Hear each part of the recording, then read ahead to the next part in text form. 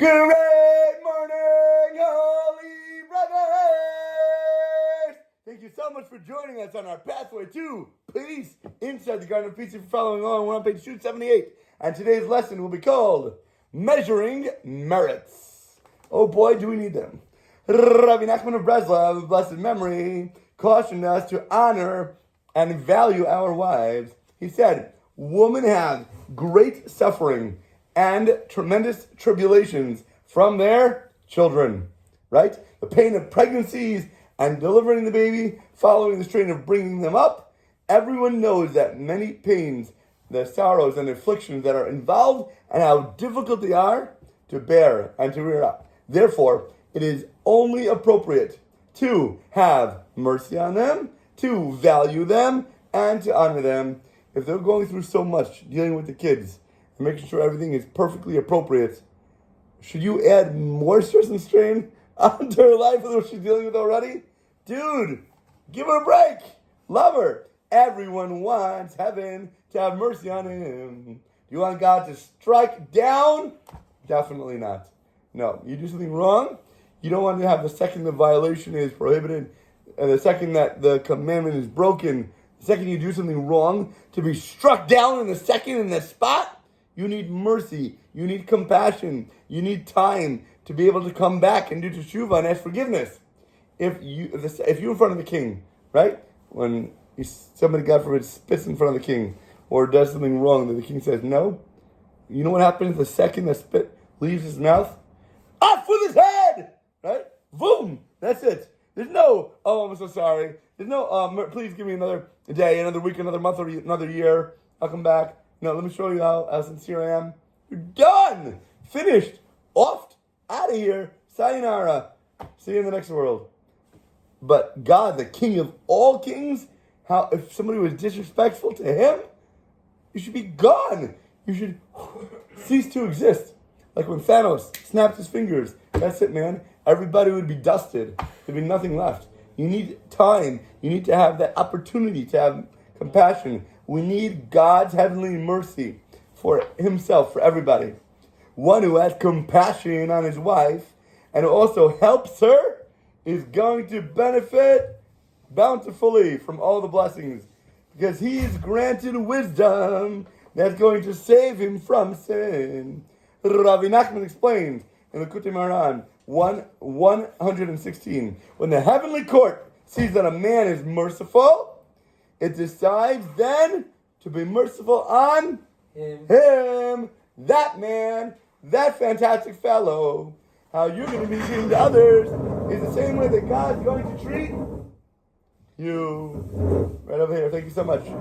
But since the Talmud states that it is forbidden on someone to have mercy on who has no wisdom, they, the heavenly court, first give him wisdom so that they can fulfill their decision and then have mercy upon him. Now that he has wisdom, he can be saved from sin. Since a man only sins, why? Why does a man sin, holy brother? Source of Isa, Yitzhahara. A spirit of folly, of foolishness has to enter inside him in order to sin. It's impossible for you to be standing with open eyes, with a complete knowledge of having God in front of you in your life and sin. It's like the story I tell when a guy goes up to his attic in his house, and he has some dirty magazines under his bed, right? 12 o'clock, midnight, everybody else in the house is sleeping. Well, maybe nowadays it's later.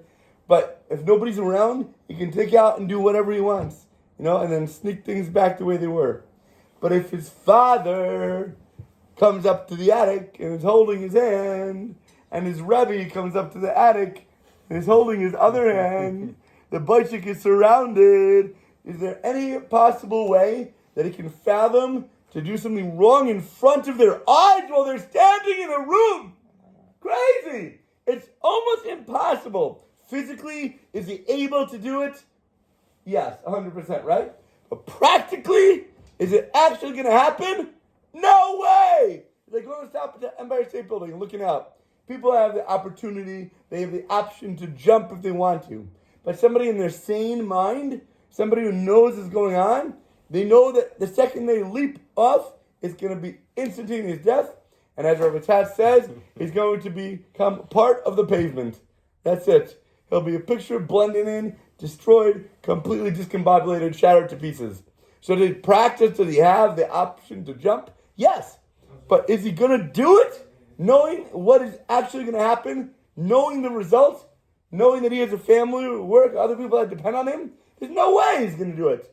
So you have to have that wisdom. In order for you to accomplish something so crazy like that, a spirit of folly, some sort of mumbling and jumbling has to enter his mind. And he's not going to be able to think clearly in order for that to happen. So now that this person may have wisdom given from God, he'll be saved from sin because that folliness is not there. But if that enters into him, if he forgets for a moment where he is, that's how the Yetzer Hara grabs a hold of him and says, go run, go eat those chocolate bars, go stuff your face with fatness. And you go wake up and you want to go to the gym the next morning, you have to burn off all those calories that you just stuffed your fat face with, right? You're undoing what seems to be logical. This is one who has merited wisdom. But the one who has that wisdom will have no longer a tolerance for foolishness, and he won't be able to sin if he recognizes what's in front of him. Right? If I know change is here, everything is super clear. Happy is the one who has compassion on now his wife. The scale, the measuring of merits. God Hashem commanded us, Leviticus 19:15, with righteousness you should judge your fellow man, which means that we are obligated from the Torah. It is a biblical mitzvah, man, to be able to judge other people favorably when we see somebody doing something or saying something that can possibly be interpreted positively, or looking at it with a negative eye and seeing something wrong.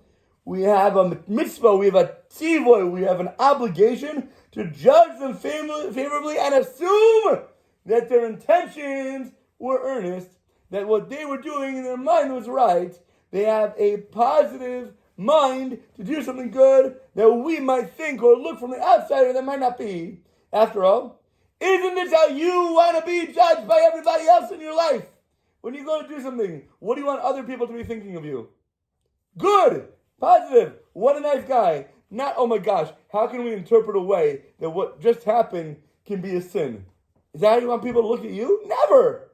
This applies to every single person. But between a husband and his wife, wow. Now this matter takes on another magnificent, diverse dimension. A husband who does not judge his wife favorably and give his wife the benefit of the doubt, not only is going to create problems in his home, but he's transgressing the commandment of with righteousness judge your fellow man. Of course it applies to your wife as well. How much more so? And also, another commandment of love your neighbor as yourself, man. He also causes her indescribable anguish and so much pain.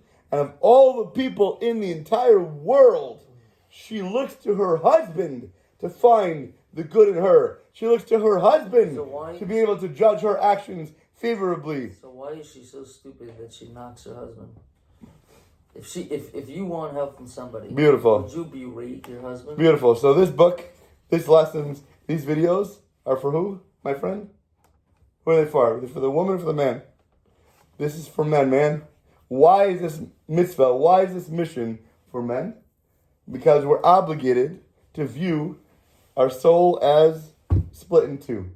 Half of it goes to the man, half of it goes to the woo man. Woo man. Yes. So the woman has an obligation. Her job in life is for her half of the soul to look at the other half and say, how can I correct this soul so that the man, so that the doer, the person who's supposed to be the giver in the relationship, is able to give for the wife to be able to receive in the proper manner. So her obligation, her purpose in life is to help correct our half of a soul so that we can do and give back to her, and that relationship works in that yin-yang fashion for everything to be homeostatic, for it to have the proper balance. So everybody has to know what their job in this world. But if you're looking at a wife, God forbid, and you're looking for faults or you're looking for sins, you're completely missing the message that she's giving to you in the first place to help correct her soul and your soul together in the joint effort to work as a unit in cohesiveness. Even when she's disrespectful to you. Yes. So again, the reason why she's acting or speaking in a certain way. I think a person has an obligation if your wife is disrespectful to the husband in front of the children, in front of this, you have an obligation to. You have an obligation. What's your obligation? So Hashem teaches us that our obligation is like this. If a woman has certain energy, whether it's positive energy or negative energy, whether it is good speech or hateful speech like Lashon Hara, Hashem is using her as a big boombox blasting into the man's face to say, where is that coming from? To teach you that No, you should raise Hara. the Torah with three She's columns speaking instead of Lashon 5 Hara columns. now. So Lashon Hara. She's speaking Lashon Hara. Great. So listen. Yeah. The sun is the one that shines. The moon that is the one that reflects.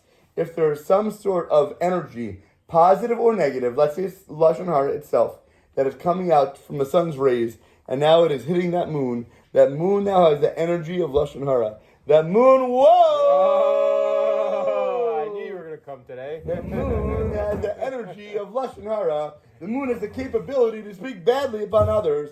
But where is that energy? Where is that creativeness coming from? It's coming from the source. So you should let her speak Lashon Hara. Let that out, but you, when you hear it, first of all, you don't have to be Makabbalist. You shouldn't say. You don't be Makabal. Listen, when Continue. you hear, you say, I'm not Makabal in my mind. Yep. Whatever is being said, I'm understanding where this negative You don't energy have is a coming chiyuv from. to tell her stop. Not only do you not have a chiyuv, you have an obligation to shut your fat trap and not say one word If he when says somebody. Lashon Hara, I have to say Yes. to him something. According to Your wife is also the same. Okay, we're getting a little off track, but let's bring it back. If you see somebody else doing something wrong, you have a mitzvah of tochacha, Yeah, right? yeah. You have a mitzvah to rebuke your friend to help get him to come back to do something better. Right. However, nowadays, many Rabbanan say that the mitzvah of tochacha doesn't even apply because many times our intentions are not correct, or the way that we're going to deliver it is not going to have the positive outcome that we want to. So you can never say something to even your best friend who's a boy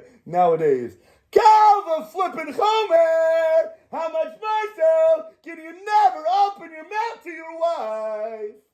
I mean, it's like basic math here. If you can't even do it to him, how the heck are you going to do it to somebody who's going to explode at you, not even take the criticism correctly, and then blow up at you like a volcano in your house?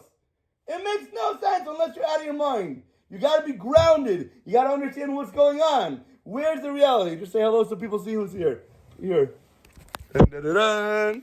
Thrill Shakers! Maybe it's not proper to do it at that moment that whoever this person does, but maybe like you wait like He's a saying- week. Good. no. Are we talking about a He's wife saying or a no. friend right now? A wife, of course. A wife. Okay, What so else are let's we go. talking about over here? A friend. Right. You're trying to say. go don't back now. Ever, don't You Let bring it ever. things home. cool down. Let the sin Right. go away. Good. In Likutei Moharan over here, it tells you Good. don't ever say anything to your wife. Right, because Not- the reason never, that it's Your wife is happening, always the wrong, reason right? that- Whatever she says. the is right. reason that you're not right, it's the message that we're missing. The message is God is you're a talking to you. piece Do you want to of- say, God, get the heck What? out of my life right now? I don't want to deal with you. I have other problems in front of me. Take your book and throw it out the window. Because right now, here's what I have to confront. If my wife is sitting on the couch biting nails on Shabbos, right? Complete violation and prohibition. Shearing, right? You're not allowed to cut your nails on Shabbos. And she's sitting there biting. Let her do it. Honey, maybe we should open up a kitchen Shulchan Aruch because there's something going on here which I don't think I like. I'm not saying right then and Or- I'm saying a week. A week later. Oh, that's, A week a, later. that's a Wait. great example. Hold horses. Hold on. You So hold we on, say, and you hold on. This is what Let we're me taught. talk. This is what we're taught by Rabbi to say. Everyone here has to What talk is happening? over me. Where is this energy coming from? Maybe in some aspect of my own Shabbos, I'm not keeping it as correctly as I should. Don't do anything. So Just let me it be. understand Calm down. how to act better so that this energy cannot even hit the moon, so that shining is not going to be there only for a positive purpose. It's my message. The second I reflect it or deflect it, I'm saying I don't want to deal with God. I'm dealing with a problem now, and I'm out of reality. I'm removing myself from a situation of truthfulness. My MS is I have turning the into ultimate shaker. example. Ultimate example. Your wife is Anita, and she comes over to you and she starts going like this. Hey, Good. honey, Great question. how are you? Great So question. this is the energy that tells you that Yeah. you're doing something wrong. There's a But I'm gonna problem. let her keep touching me. Listen, Why? hold on. Because hold that's on. what God said. Listen, I'm never gonna open my mouth and say something negative to her. He's gonna fire back at me. She's gonna become defensive, whether it is now, whether it is a week, a month, or 10 years later. Women have that defensive mechanism. They don't want to be wrong. They want to be supported by their husbands. They want to be comforted by their husbands. They don't want to ever be attacked. It doesn't matter when it happens. So what happened in the moment, I asked Rav Shalom Arush, right? Let's say there's a big problem. You're in a situation where you have a sin coming. Your wife asks you, hey, I want to get in the car and drive to the beach on Shabbos. I want to be with you when she's Anita. Whatever it might be, that's a really big problem. So the words out of your mouth, I'm going to explain to you what he did, and then I'll explain to you what he says that we do. He said like Who this. did? Rabbi Shalom Arush. His wife wanted to be. Listen, I told you the story once. She wanted to do something like Yes, his wife came to him one day, and according to their Hasidic circles, you know how we have women that don't cover their hair? So if those women cover their hair with a wig, with real hair, it's as if they're not covering their hair. Right. It's not considered a covering. To us, it's like, wow, amazing. What a gorgeous sheitel. Like, Mahadran Mina Mahadran. Like, we're lighting all 8 candles on Hanukkah right Not now. according to Rabbi Navarro. So according to a lot of people, Sephardim, like they're very Sephardim, racist. like them, like him, it's as if she's not wearing hair. A big problem, especially for the wife of a rabbi. So she came to him and said, hey, you know, I saw my friend had this gorgeous sheitel. She said, it's Rabbi Shalom Arush. She said, I would really like to go out and get one for myself. It looks gorgeous. So in his mind right now, he's like, oh my gosh, this is going to be a whatever prohibition that I'm going to be breaking. What's everybody going to think of me? I'm the one who writes these books. And now all of a sudden I'm going to have a wife. It's like being an electrician and the front of your house has a light that's out or flickering. What kind of job is he going to do for me if that's the way he treats his own house, right? So he said, what did he do? He said to her, Rebbitzin, my love, anything for you. It'll be my greatest pleasure. We'll go out and look at all of them. You tell me what's your favorite color, your favorite style, your favorite height. I'll get it for you. That's different. Listen! This is what he said to her. And then after he appeased her and said 100%, he ran like the wind. Forrest Gump, man, straight out to the forest. Put down everything he had. Shem! Please help me. I don't know what I'm doing wrong. I know this is a message for me. There's no other way you would ever have her say something like that to my face. And he was crying and doing teshuvah. Probably did a 6-hour spot of this, 100%. And by the time he came to the clarity and realization of what he wanted, he walked back into his house. Not a second after his foot was through the threshold, his wife said to him, you know what, I thought about it. I'm not really interested in the wig anymore. Like that. That's different. What Wait. if she came out wearing the wig already? Okay. Everybody's on the level. Nida is Yes, a better example. Nida's another one. She So I starts asked, going so like I asked this. him, what do you do on the Nida Sweetheart, level? how are you? So he said, again, you're not going to say something to your wife that you're going to regret later. You don't want to be over 2 prohibitions. Hold on. You don't want to be I over think 2 you should take a wrench prohibitions and that put are it through her biblical head. from the Torah, right? You don't want to be violating those You have things. to run out of there. I don't understand Yes. what the question. You have Honey, to run out. I got my poop is coming out. I got crazy diarrhea. Yes, no problem. But right now I need to run to the bathroom. I gotta go. When you gotta go, you gotta go. But yeah, it'll be my pleasure to be with you. But I can't do it right now. You don't want it all over you. Trust me. Run into the bathroom, and you go wherever you go. You lock that door, and you start crying. You start praying. You start requesting from God. That's your momentary mission right now. Right now, what am I supposed to do? How am I supposed to act and react to a situation without causing harm, without violating prohibitions, and with that, have an awesome, deliciously amazing rest of your day.